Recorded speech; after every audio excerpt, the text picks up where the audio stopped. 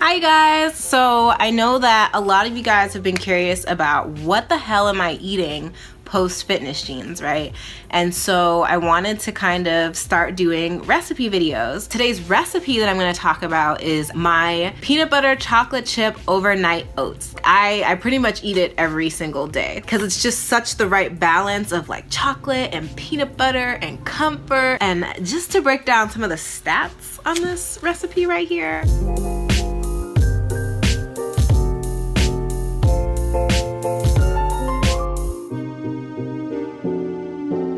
So let's get into it.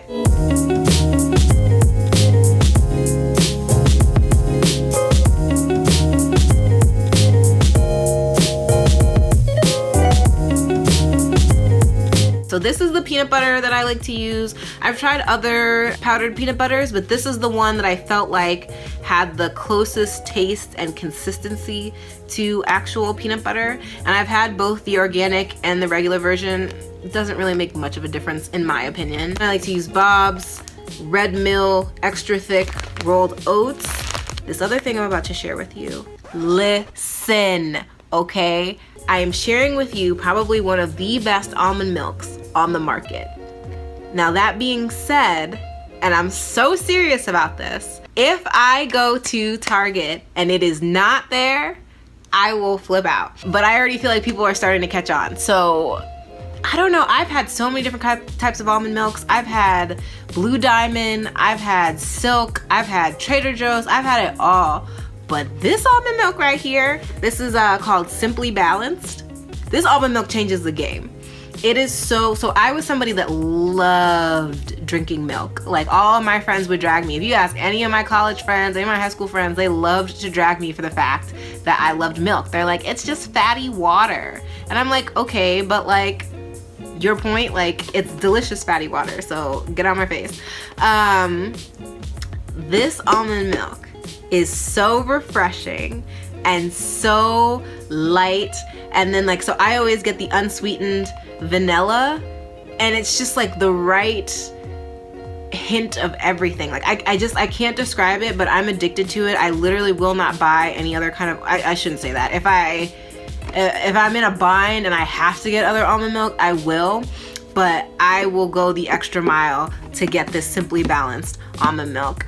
And so I'm telling you this because I'm trying to be a good big sister auntie queen, but I'm telling y'all, if I go to Target and it is sold out, we are gonna have some problems, okay? Like, I love this almond milk so much.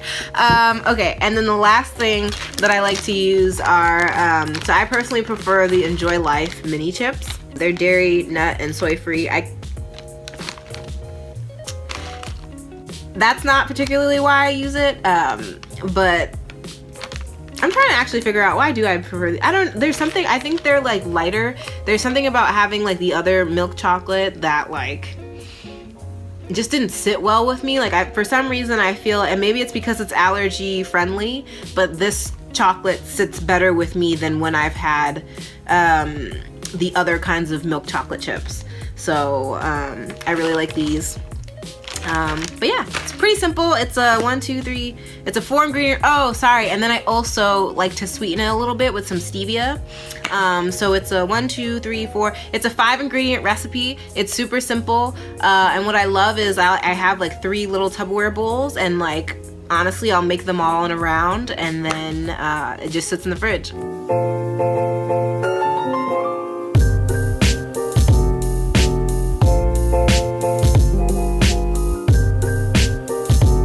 So the first thing you're gonna wanna do is grab your container.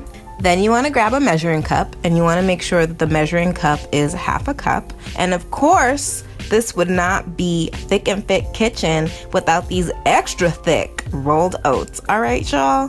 So then the next thing you're gonna wanna do is pour the half a cup into your container. And after you've done that, you're gonna wanna scoop out 2 tablespoons of powdered peanut butter. Now the next thing you're gonna wanna do is take a spoon and really incorporate the powdered peanut butter with the oats. And this is a really important part because by mixing it like this, you're gonna get a really nice infusion of peanut butter all throughout the oats, which is all I live for, if I can say that.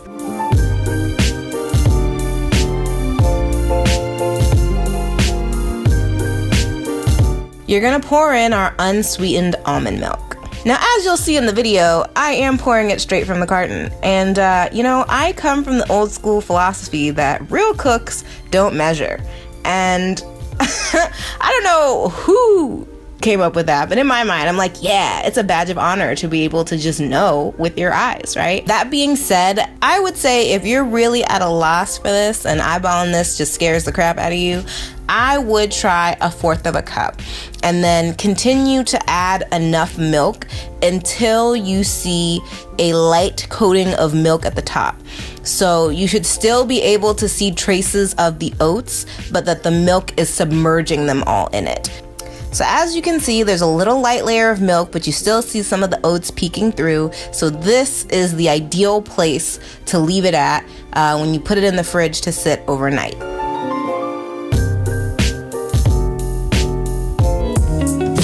So now it's morning and you're getting the sleep crusties out of your eyes, hungry as fuck, and oh look, breakfast is already done and ready to go.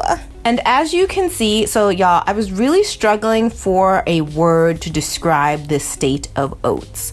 I was saying congealed, but Bae was like, ugh, congealed is so gross. But anyway, you want the oats to be kind of solid, kind of thick, not really runny or moving around. And to me, this is the most ideal state because it gives you a lot of flexibility. You can add more milk if you're someone like me that likes it a little wet, or if you like your oats extra thick, which I don't blame you, then this is kind of the perfect state.